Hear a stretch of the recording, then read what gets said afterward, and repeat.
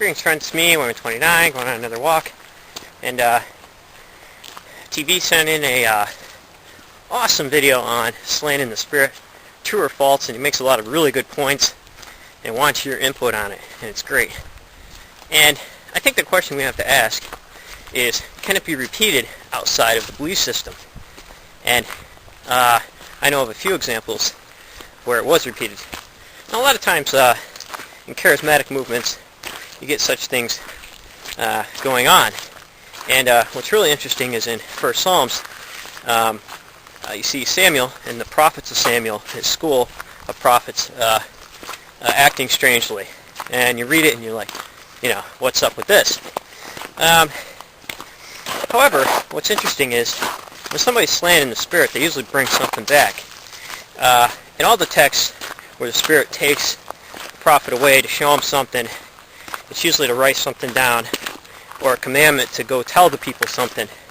And it's also replicated in Native American spirituality.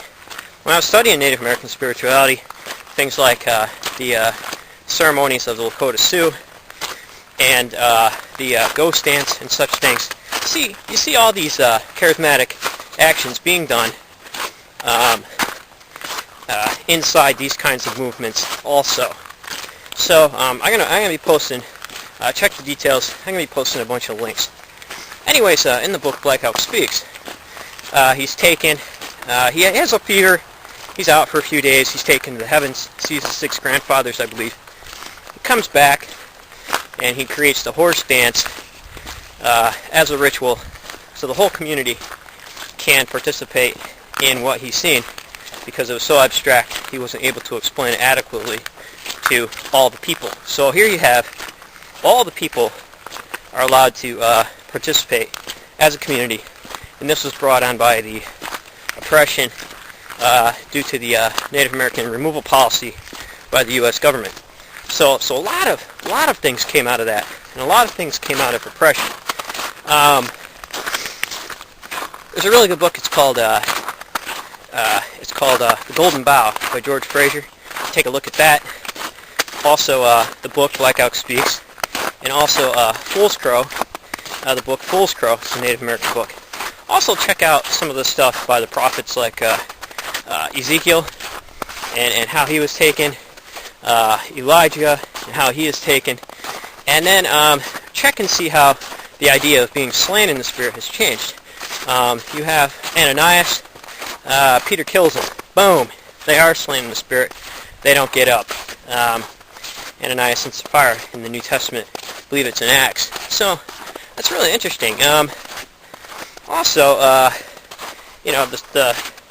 the spirit comes on people. They do extraordinary things. You see that in stories about war, dealing with the Nazarites in the Old Testament, where the Spirit of God would come on people like Samson and whatnot, and they would perform deeds of valor. None of that happens today. So in my opinion, it's called forcing the end.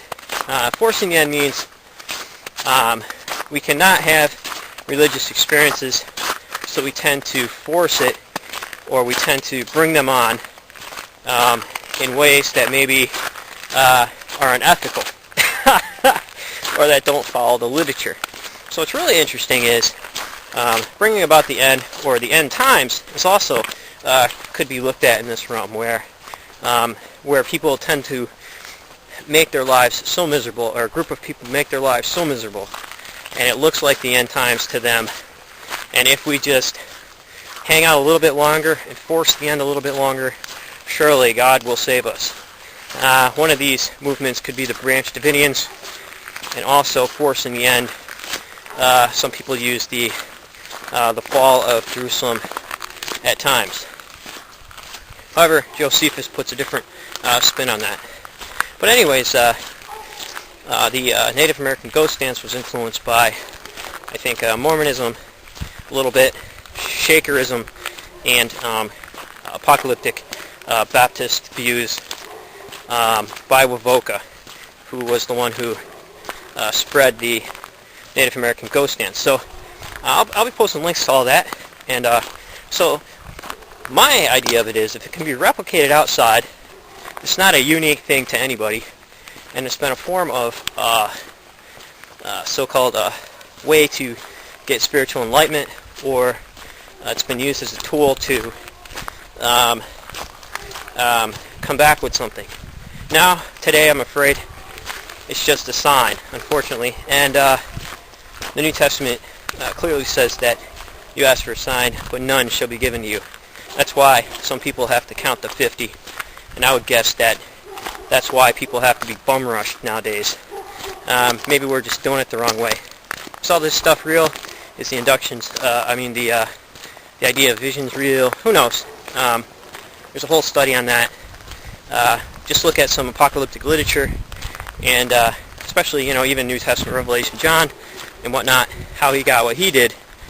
But the people who really, in my opinion, in the literature, from the literature, were slain or travel out, bring something back. So, if you're not bringing anything back, there's no reason to do it. That's my opinion. And if you need to force an experience of spiritual enlightenment, you don't need to be doing it either. So whether you're starving yourself to death, whether you're slaying in the spirit, or all that talking in tongues, who knows? I don't know. That's just my thoughts on the issue, and I'll be posting those links. Take care, TV, and thanks for the video. I know it just wasn't to me, but you attached it to one of my videos. But take care, friends. Remember, if everybody's thinking alike, if somebody is thinking, remember to read the literature, all of it.